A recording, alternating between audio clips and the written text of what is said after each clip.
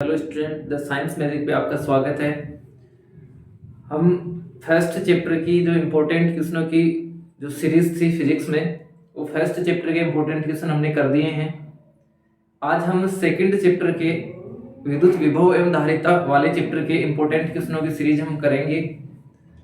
इससे पहले आपको जो फर्स्ट चैप्टर के इम्पोर्टेंट क्वेश्चन देखने हैं किसी बच्चे को, तो वो प्लेलिस्ट में जाए, वहाँ आपको इम्पोर्टेंट क्वेश्चनों के सारे वीडियो उपलब्ध होंगे। इससे पहले हम आगे की ओर बात करें तो हम आपके लिए इंपॉर्टेंट क्वेश्चनों की सीरीज के अलावा जो आरबीएससी ने 2024 का ब्लूप्रिंट जारी किया है, मॉडल पेपर जो जारी किया है, उसके आधार पर हम आपके लिए मॉडल पेपर तैयार कर रहे हैं। और वो कल मॉडल पेपर हम शाम को 8 बजे के समथिंग 8 बजे लाइव स्टार्ट करेंगे।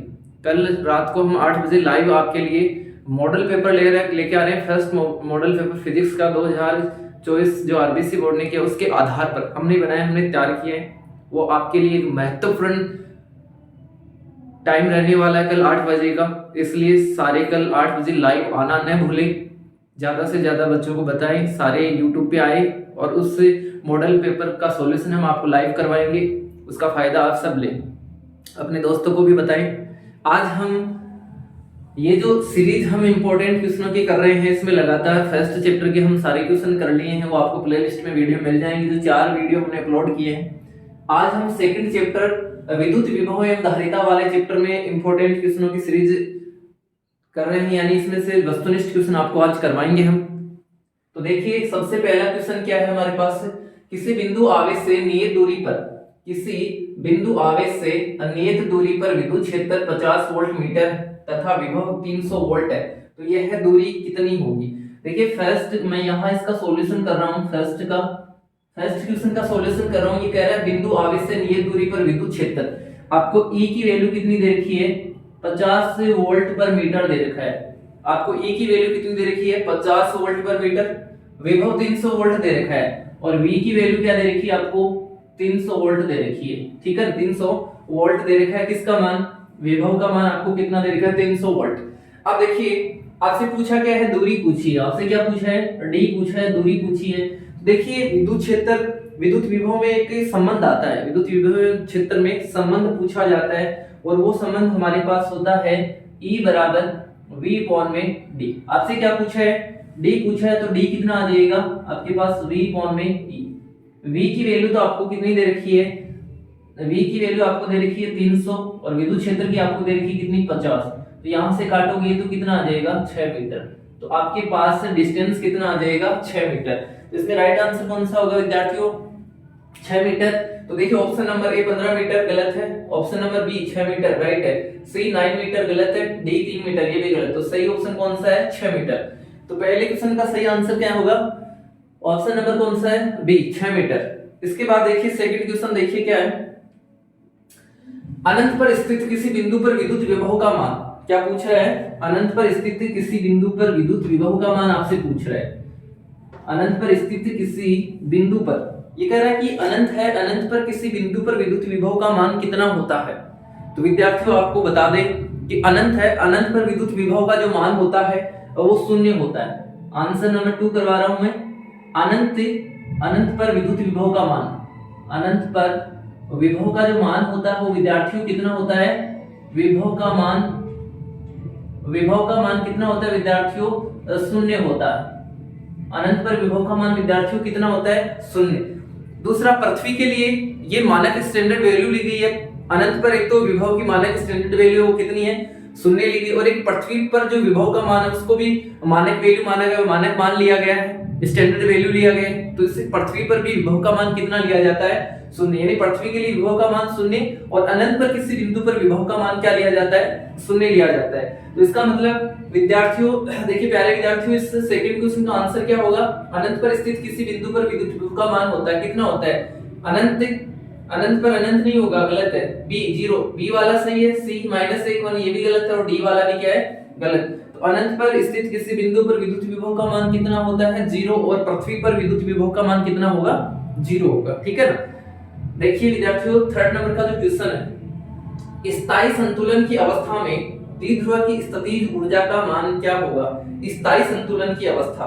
देखिए थर्ड नंबर का क्वेश्चन क्या है, आपसे कह रहा है स्थायी संतुलन की अवस्था में। कौन सा आंसर कर रहे हैं, थर्ड क्वेश्चन का आंसर कर रहे हैं स्थायी संतुलन की अवस्था में। कौन सी बता रहा है, स्थायी संतुलन की अवस्था में विद्युत द्विध्रुव की स्थितिज ऊर्जा। देखिए विद्युत द्विध्रुव की स्थितिज ऊर्जा है वो होती है हमारे पास U बराबर माइनस का Pe cos थीटा। ये फॉर्मूला होता है किसका, U बराबर माइनस का Pe cos थीटा। ये किसका फॉर्मूला होता है, विद्युत द्विध्रुव की स्थितिज ऊर्जा का। जब आप किसी एक समान क्षेत्र में किसी द्विध्रुव को रखते हो तो उसको जब आप 90 डिग्री से शून्य ऊर्जा की स्थिति से किसी थीटा कोण घुमाते हो तो जो किया गया कार्य आता है और वो कार्य क्या हो जाता है, स्थितिज ऊर्जा के रूप में संचित होता है। और उसके लिए फॉर्मूला आता है U बराबर माइनस का Pe cos थीटा। अब देखिए आपके लिए क्या कह रहा है, शून्य ऊर्जा की स्थिति में आपको स्थितिज ऊर्जा का मान पूछ रहा है। देखिए तीन स्थितियां होती हैं, एक तो आपके पास होती है शून्य ऊर्जा की स्थिति। आपको क्या पूछ रहा है इसमें, कौन सी स्थिति पूछ रहा है आपके लिए, आपके स्थायी संतुलन की अवस्था पूछ रहा है। कौन सी पूछ रहा है, स्थायी। एक तो होती है स्थायी संतुलन की अवस्था, एक तो होती है स्थायी संतुलन। जब भी स्थायी संतुलन का नाम आता है तो आपके दिमाग में आना चाहिए थीटा कितना है, 0 डिग्री। एक होती है सेकंड वाली शून्य ऊर्जा की स्थिति, एक होती है शून्य ऊर्जा की स्थिति। शून्य ऊर्जा की जो स्थिति है इसमें आपके दिमाग में ये शून्य ऊर्जा की स्थिति नाम आते हैं थीटा बराबर कितना होता है, 90 डिग्री। यानी कि जब उस विद्युत क्षेत्र में आप द्विध्रुव को रखते हो तो उसको यदि आप विद्युत क्षेत्र के अनुदिश यदि रखोगे तो थीटा बराबर 0 होगा तो स्थायी संतुलन की अवस्था होगी। उसके लंबवत रखते हो थीटा बराबर 90 तो शून्य ऊर्जा की स्थिति होती है। और यदि थीटा बराबर 180 रखते हो तो वो अस्थायी संतुलन की अवस्था है, वो अस्थायी संतुलन। तो अस्थायी संतुलन की जो अवस्था है वो हमारे पास थीटा बराबर कितना, 180 डिग्री। तो देखिए हमें स्थायी संतुलन की बात कर रहा है, थीटा बराबर 0 डिग्री की बात कर रहा है।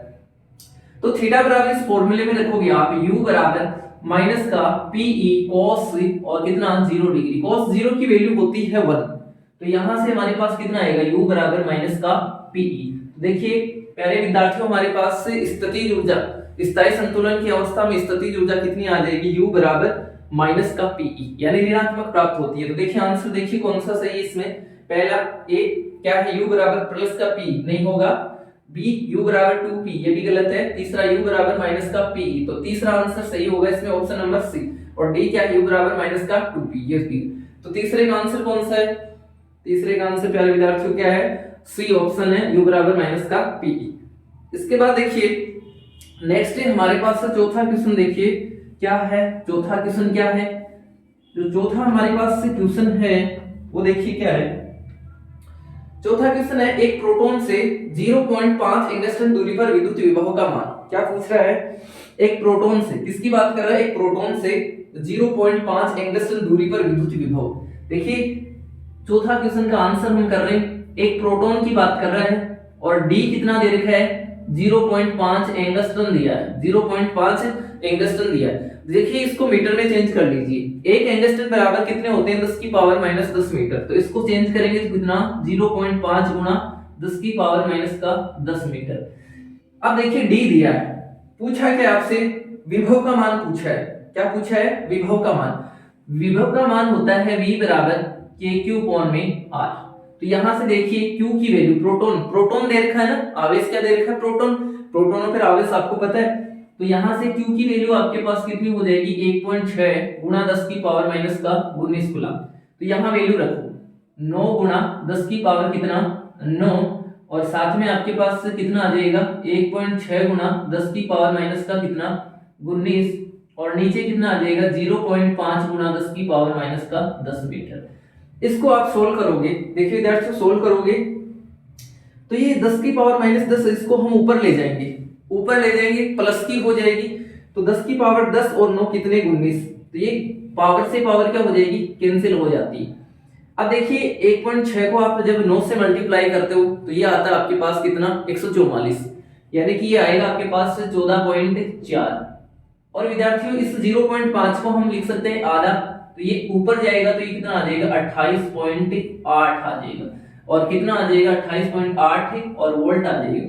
तो देखिए ऐसा आंसर कौन से ऑप्शन में है, ऐसा आंसर कौन से ऑप्शन में है, पहला 0.5 नहीं है, दूसरा 8 माइक्रोवोल्ट बिल्कुल गलत है, तीसरा 28.8 वोल्ट ये सही है, चौथा 2 वोल्ट। तो ये हमारे पास चौथे का सही आंसर क्या होगा, 28.8 वोल्ट होगा। इसके बाद देखिए 5 नंबर का जो नेक्स्ट क्वेश्चन है हमारा, 5 नंबर का क्वेश्चन है, उसका आंसर देखिए 5 नंबर के आंसर क्या होगा। क्वेश्चन देखिए पहले, रेखीय आवेश के लिए समविभव पृष्ठ कैसा होता है। अच्छा क्वेश्चन है, आपको पूछा जाता है कि रेखीय आवेश के लिए समविभव पृष्ठ कैसा होगा, या पूछ लिया जाता है बिंदु आवेश के लिए समविभव पृष्ठ कैसा होगा। तो जो बिंदुवत आवेश है, इस क्वेश्चन से चर्चा करने के लिए पहले मैं आपको बता दूं आंसर किसका दे रहे हैं, 5 नंबर का। क्या पूछा है, रेखीय आवेश के लिए समविभव पृष्ठ, किसके लिए पूछा है, रेखीय आवेश के लिए समविभव पृष्ठ पूछा आपको, ठीक है ना। तो देखिए बिंदुवत आवेश के लिए आपसे बता रहा हूं कि बिंदुवत आवेश है उसके लिए जो समविभव पृष्ठ, बिंदुवत आवेश के लिए जो समविभव पृष्ठ है वो कैसा होता है, गोलाकार समविभव पृष्ठ होता है। ऐसे इस प्रकार गोलाकार समविभव पृष्ठ होगा, किसके लिए, बिंदुवत आवेश के लिए। तो अब एक बिंदु है यहाँ पे, इसके लिए कैसा समविभव पृष्ठ बनता है, कि गोलाकार समविभव पृष्ठ बनेगा। अब आपको कह रहा है रेखीय आवेश के लिए, तो ये मान लो कि आवेश इस प्रकार रेखा में स्थित है, इस प्रकार क्या है, रेखा में स्थित है, ठीक है ना। तो रेखीय आवेश के लिए अब देखिए ये आवेश है एक, ये रेखा कई आवेशों से मिलकर बनी है, तो ये आवेश है वो क्या करेगा, एक ऐसा यानी कि आपके पास क्या करेगा, एक गोलीय समविभव पृष्ठ उत्पन्न करेगा। तो ये सारे क्या करेंगे, गोलीय समविभव पृष्ठ। तो आपके पास से क्या बन जाएगा, ऐसे एक बेलन की आकृति बन जाएगी, क्या बन जाएगी, बेलन की।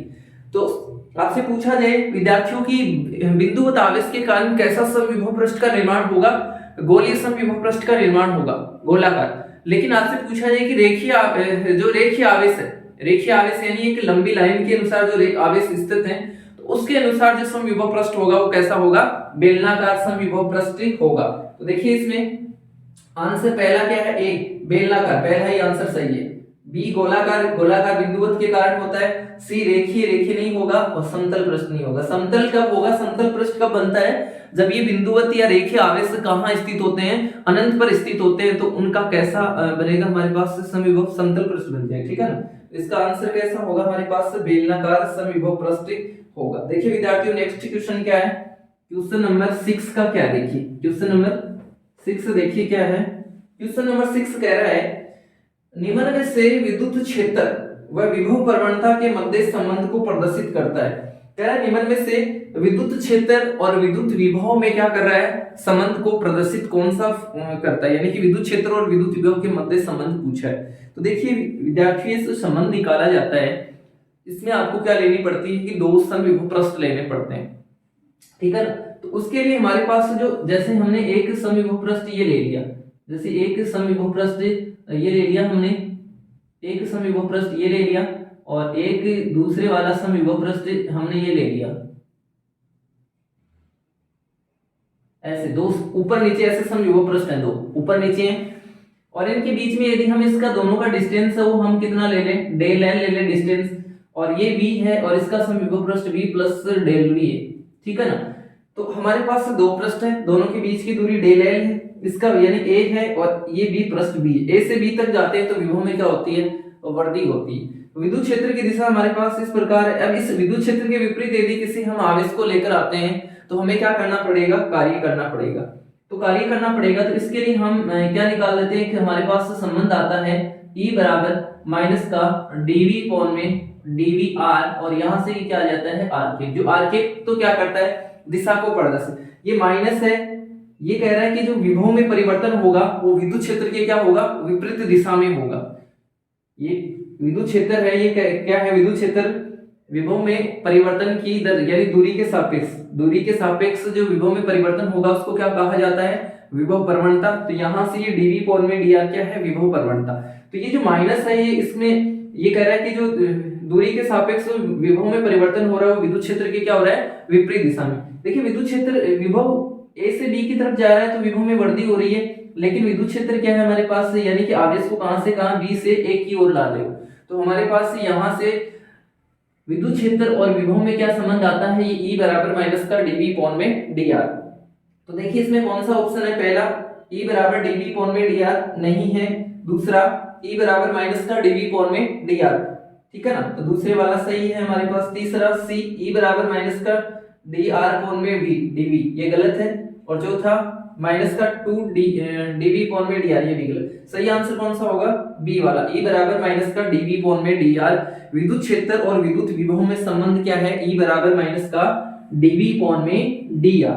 तो ये दोनों में हमारे पास क्या है? संबंध है। दोनों में हमारे पास क्या है? संबंध। इसके बाद देखिए 7 नंबर का क्वेश्चन क्या है। विद्युत प्रवृत्ति इकाई तथा पैरावैद्युतांक ई आर के मध्य संबंध होता है। विद्युत प्रवृत्ति इकाई तथा पैरावैद्युतांक ई आर के मध्य संबंध पूछा है आपसे। क्या पूछा है? एक तो विद्युत प्रवृत्ति इकाई और एक ई आर पैरावैद्युतांक के मध्य संबंध। अच्छा क्वेश्चन है ये, यहां से ऑब्जेक्टिव क्वेश्चन भी आ सकता है इसमें से, जो मैंने दिया है आपको सीधा, या आपको इसमें से ऐसा संबंध भी पूछ सकता है आपको अलग से, ठीक है ना। देखिए इसमें हम इसको देखते हैं। देखिए हमारे पास जो सेकंड चैप्टर है इसमें एक पैरावैद्युत पदार्थ से क्या होते हैं कि जब किसी कुचालक पदार्थों को बाह्य विद्युत क्षेत्र में रख दिया जाता है तो वे विद्युत प्रभाव को प्रदर्शित करने लगते हैं। तो उन कुचालक पदार्थों को क्या कहा जाता है? पैरावैद्युत पदार्थ कहा जाता है। और इस पैरावैद्युत पदार्थ में हमने यहां से ध्रुवण सदिश की बात करें तो हमारे पास जो ध्रुवण सदिश होता है उसकी वैल्यू होती है P बराबर, आगे बड़े क्वेश्चन करवाऊंगा मैं इसी में तो इसको समझाऊंगा। P बराबर हमारे पास ध्रुवण सदिश होता है सिग्मा P के बराबर।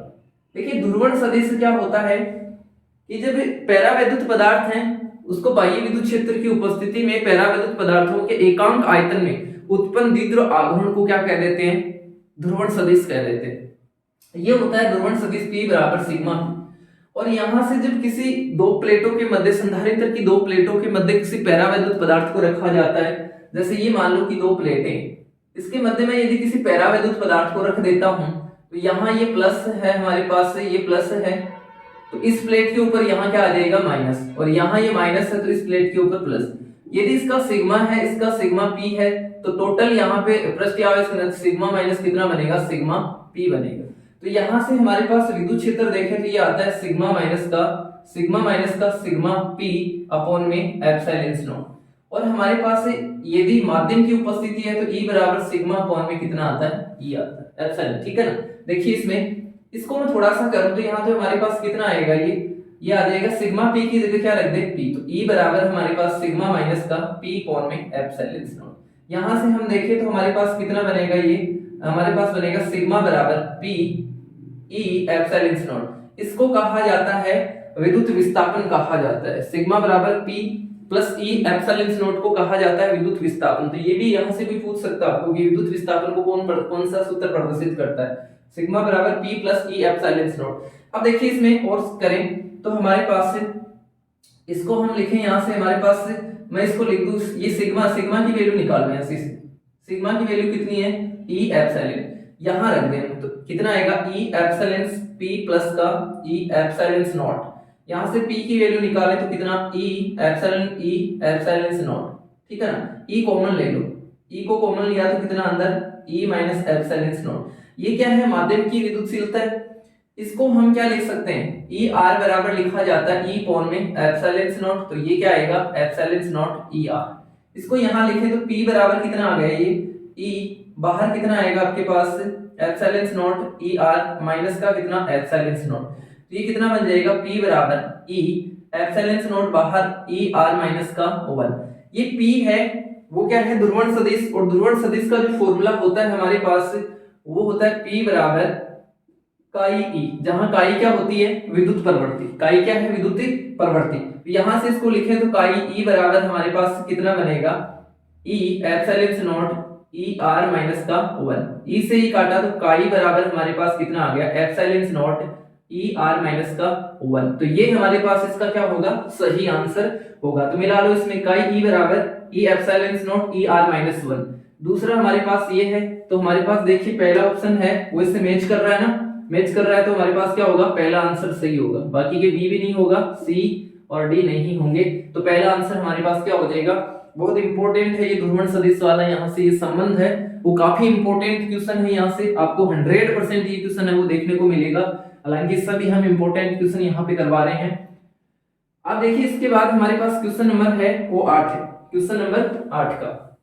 तो देखिए क्वेश्चन नंबर 8 का क्या है हमारे पास से, क्वेश्चन नंबर 8 देखिए 8 का क्या है हमारे पास, 3 माइक्रोफेरेड धारिता के 3 संधारित्र, 3 माइक्रोफेरेड के धारिता के 3 संधारित्रों को श्रेणी क्रम में जोड़ने पर तुल्य धारिता होगी। धारिता कितनी दे रखी है, 3 संधारित्र दे रखे हैं आपको, तीनों की जो धारिता वो कितनी है, 3 माइक्रोफेरेड है, C1 C2 और C3 तीनों की है वो बराबर है, कितनी कितनी है तीनों की, यानी कि C1 भी 3 माइक्रोफेरेड है, C2 भी 3 माइक्रोफेरेड है और C3 है वो भी कितना है आपके पास 3 माइक्रोफेरेड, C3 है वो भी कितना है 3 माइक्रोफेरेड है। तो यहां से हमारे पास देखिए धारिता है, धारिता के लिए क्या पूछा है, श्रेणी क्रम में जोड़ने पर तुल्य धारिता पूछी है। तो 1 में C बराबर कितना आता है formula, C1 plus C2 plus और कितना आ जाएगा C3। तो 1 में C बराबर कितना आएगा 1/3 प्लस 1/3 प्लस का 1/3, लघुत्तम लोगे यहाँ पे 3, ऊपर कितना आ जाएगा 3। तो 1 में C बराबर कितना 3/3 बराबर 1, C बराबर कितना 1 माइक्रोफेरेड। तो तुल्य धारिता कितनी आ जाएगी इसमें 1 माइक्रोफेरेड। देखिए सही आंसर कौन सा है इसमें, A है 9 माइक्रोफेरेड गलत है, B 1 माइक्रोफेरेड सही है, C 1 मिलीफेरेड ये गलत है और जो D क्या है 9 मिलीफेरेड ये भी गलत। तो सही आंसर कितना आएगा इसके 1 माइक्रोफेरेड। देखिए विद्यार्थियों क्वेश्चन नंबर 9 का देखिए क्या है, क्वेश्चन नंबर 9 का देखिए क्या है, किसी समांतर पट्टिका संधारित्र की धारिता 12 माइक्रोफेरेड है, समांतर पट्टिका संधारित्र की धारिता C कितनी दे रखी है 12 माइक्रोफेरेड दे रखी है, किसकी धारिता ये संधारित्र की धारिता। यदि प्लेटों के मध्य की जो दूरी है उसको आधा कर दिया जाए, अब पहले दूरी d डैश थी, अब ये मान लो कितनी कर दे देता है, इसकी आधी कर देता है, ठीक है ना। तो धारिता कितनी होगी, देखिए धारिता का फॉर्मूला कितना होता है निर्वात में, A एप्सिलॉन नॉट अपॉन में D होता है, ठीक है ना। तो पहले धारिता हमारे पास कितनी थी 12, ये किसके बराबर है 12 माइक्रोफेरेड के बराबर है। अब ये कह रहे हैं दूरी को कितना कर दिया जाए, दूरी को आधा कर दिया जाए, तो फिर धारिता क्या हो जाएगी, दूरी को आधा करो तो ये कह रहा है दूरी अब कितनी हो जानी चाहिए D/2। देखिए C डैश बराबर कितना आएगा A एप्सिलॉन नॉट और D/2 कितना आ जाएगा D/2। इस 2 को मैं ऊपर ले जाऊं तो ये बनेगा 2 A एप्सिलॉन नॉट अपॉन में D। A epsilon not upon में D की वैल्यू कितनी है, देखिए कितनी है 12 माइक्रोफेरेड, तो यहाँ पे रख दे 2 × 12 तो कितनी आ जाएगी विद्यार्थियों 24 माइक्रोफेरेड आ जाएगी। तो इसका मतलब हमारे पास कितना आएगा आंसर, कितना आएगा, धारिता दूरी आधी कर दोगे तो धारिता क्या हो जाएगी, बढ़ जाएगी, दुगुनी हो जाएगी, क्योंकि धारिता वो दूरी की क्या होती है व्युत्क्रमानुपाती होती है। तो दूरी जैसे जैसे कम होगी धारिता का मान वैसे वैसे क्या होगा, यानी D दूरी कौन सी है, संधारित्र की दोनों प्लेटों के मध्य की दूरी है, ये जैसे जैसे कम होगी धारिता उतनी ही क्या हो जाएगी, तो ये आधी हो रही है तो धारिता क्या हो जाएगी, बढ़ जाएगी। तो कौन सा आंसर सही होगा विद्यार्थियों, 12 माइक्रोफेरेड गलत है, 6 नहीं 24, तो C आंसर क्या हो जाएगा इसका सही हो जाएगा। देखिए विद्यार्थियों इसके बाद हमारे पास क्वेश्चन है, ये 9 क्वेश्चन हो गए हैं हमारे पास। इसके बाद देखिए 10 का क्वेश्चन, इसके बाद हम करते हैं आगे 10 का क्वेश्चन। देखिए वो हमें लिखा हुआ नहीं, हमें लिखना पड़ेगा, वो अभी तुरंत लिख देते हैं, तुरंत समझा देते हैं आपको, ठीक है ना। देखिए ये हमने अभी तक 9 क्वेश्चन किए, अच्छे क्वेश्चन है, इंपॉर्टेंट क्वेश्चन है, आपको इस सीरीज में वो ही क्वेश्चन करवाए जा रहे हैं जो इंपॉर्टेंट है, और इन्हीं क्वेश्चनों में से आपको एग्जाम में 100% 100% गारंटी के साथ क्वेश्चन देखने को मिलेंगे। इसलिए लगातार सीरीज में बने रहिए, आगे से आगे ज्यादा से ज्यादा लाइक कीजिए, सब्सक्राइब कीजिए और शेयर कीजिए, ताकि और बच्चों तक भी ये पहुंचे, वो भी इसका फायदा उठा सके। देखिए विद्यार्थियों इसके बाद में 10 का क्वेश्चन क्या है, 9 क्वेश्चन हम कर चुके हैं, 10 का क्वेश्चन देखिए। 10 का क्वेश्चन देखिए, इसमें एक गोलीय चालक की धारिता का मान, 10 का क्वेश्चन है, एक गोलीय चालक की धारिता का मान, धारिता का मान समानुपाती होता है, समानुपाती होता है। गोलीय चालक की धारिता का मान है वो समानुपाती होता है, किसके समानुपाती होता है, ऑप्शन सुन लीजिए, इसके ऑप्शन क्या है, देखिए पहला है C है और वो R की वर्ग के समानुपाती होगा, B है कि सी समानुपाती होगा r-1 के। सी ऑप्शन है इसमें कि सी समानुपाती होगा r की पावर -2 के। और डी है वो होगा सी समानुपाती r के। तो कौन सा होगा कि किसी गोली चालक की जो धारिता है उसका देखिए, इसका सॉल्यूशन देखें तो हमारे पास वो धारिता C बराबर 4 पाई एप्सिलॉन नॉट और ये होती है R। ये इसकी धारिता का फॉर्मूला होता है, गोली चालक की धारिता का फॉर्मूला क्या होता है 4 पाई एप्सिलॉन नॉट R। तो देखिए ये 4 पाई एप्सिलॉन नॉट ये तो क्या है, नियत वैल्यू है, ये तो क्या है नियत। तो C समानुपाती क्या होगा R की। ऐसा कौन से ऑप्शन में है, देखिए ऐसा कौन से में, पहले में है क्या, नहीं है। दूसरा क्या है, C समानुपाती R इनवर्स, गलत है। तीसरा क्या है, C समानुपाती R-2, गलत है। चौथा क्या है, C समानुपाती R। तो क्या आंसर हो जाएगा इसका, आंसर नंबर कितना हो जाएगा, ऑप्शन नंबर क्या होगा, डी। इसके बाद देखिए विद्यार्थियों 11 का क्वेश्चन क्या है, यदि एक संधारित्र को आवेश Q देने पर, क्या कह रहा है, यदि एक संधारित्र को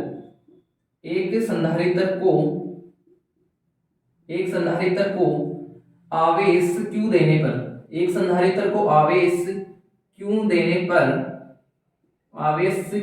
पर संग्रहित ऊर्जा W है। संग्रहित ऊर्जा कितनी बता रहे हैं, W। संग्रहित ऊर्जा कितनी है, W। संग्रहित ऊर्जा W है। ये कह रहा है कि किसी एक संधारित्र को जब आवेश Q दिया जाता है तो उसकी संग्रहित ऊर्जा कितनी है, W है। तो ये कह रहा है कि आवेश दुगुना करने पर, आवेश को कितना कर रहा है, आवेश से 2 गुना करने पर संग्रहित ऊर्जा होगी। आवेश को दुगुना करने पर संग्रहित ऊर्जा कितनी होगी। ऑप्शन देखिए क्या है विद्यार्थी, ऑप्शन नंबर ए है, वो है 2W, क्योंकि पहले Q आवेश देने पर कितनी थी, W, तो अब दुगुना कर दोगे तो कितनी, 2W। बी नंबर है 4 और सी नंबर क्या है 8 गुना हो जाएगी। और डी क्या है 1/2, ये पूछ रहा है, ठीक है ना, डी। देखिए हमारे पास से संग्रहित ऊर्जा का जो फॉर्मूला होता है वो हमारे पास होता है W बराबर Q² / 2C। क्या होता है, Q² / 2C। तो Q², अब Q पहले तो Q था तो हमारे पास W थी, लेकिन जब जैसे इस Q को क्या कर देंगे 2 गुना, अब करेंगे 2Q/2C और इसका क्या हमारे पास स्क्वायर, तो हमारे पास इसका स्क्वायर करेंगे तो ये कितना 4Q² / 2C। ये पहले वाला कितना है W, तो इसकी जगह लिख दें तो कितना आ जाएगा 4W। तो आंसर कितना आ जाएगा विद्यार्थी इसका 4W। तो पहला आंसर सही है क्या, 2W गलत है, दूसरा 4W सही है, तीसरा गलत, चौथा गलत। तो आंसर सही क्या होगा, ऑप्शन नंबर कौन सा होगा, बी वाला क्या होगा इसमें सही होगा। कौन सा, ऑप्शन नंबर बी। इसके बाद देखिए हमारा लास्ट का जो एक क्वेश्चन है, हमारा 12 का जो क्वेश्चन है, 11 कर लिए हमने, 12 का क्वेश्चन है कि विभवांतर V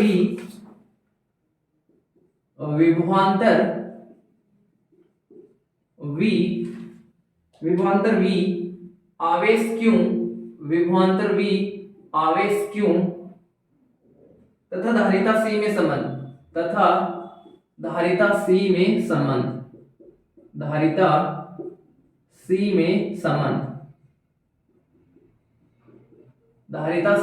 संबंध होगा।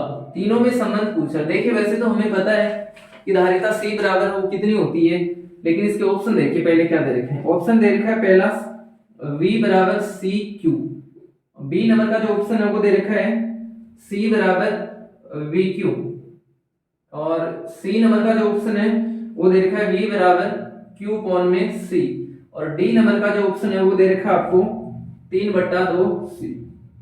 ये ऑप्शन दे रखे हैं। देखिए धारिता जो फॉर्मूला होता है विद्यार्थियों होता है C बराबर Q/V। ऐसा तो कुछ है नहीं यहाँ पे, Q/V नहीं है, तो फिर हम इसको क्या लिखें, हमारे पास ऑप्शन में आपको मिलाना पड़ेगा कि ऐसा कौन सा है। तो इसको हम लिख लें कि V बराबर, इसको क्या लिख सकते हैं QC लिख सकते हैं, V बराबर कितना QC। तो देखो ऐसा है क्या, पहले तो ये देखो, ठीक है ना, ये देखो तो V बराबर CQ, V बराबर CQ तो नहीं हो सकता, C बराबर भी नहीं हो सकता, ऐसे VQ नहीं हो सकता, तो ये भी गलत है, ये भी गलत है। V बराबर Q/C, V बराबर Q/C सही है, ऐसा हो सकता है। 3/2C का तो मतलब ही नहीं। तो विद्यार्थियों इसका आंसर क्या हो जाएगा C धारिता है V क्या है, विभवांतर, और Q क्या है, आवेश। तीनों में संबंध होता है C बराबर Q कोण में V। तो यहाँ V बराबर Q कोण में क्या लिख सकते हैं, इसको C लिख सकते हैं। तो ये हमारे पास क्या है विद्यार्थियों, इस वस्तुनिष्ठ क्वेश्चन हमने करवाए हैं आपको जो अति इंपॉर्टेंट है। आगे लगातार हमारे साथ बने रहिए, हम प्रत्येक चैप्टर वाइज आपको इंपॉर्टेंट क्वेश्चन करवा रहे हैं, तो आप हमारे साथ लगातार बने रहिए। ज्यादा से ज्यादा लाइक सब्सक्राइब कीजिए आप इसको, क्योंकि हम आपको देखकर और भी ज्यादा मेहनत करते हैं विद्यार्थियों। आप जब हमें और ज्यादा हौसला देते हैं तो हम और भी ज्यादा मेहनत करते हैं। हम आपके लिए बहुत मेहनत कर रहे हैं, इसलिए आप हमारा हौसला बनाए रखें। ज्यादा से ज्यादा लाइक सब्सक्राइब शेयर कीजिए इसको। धन्यवाद।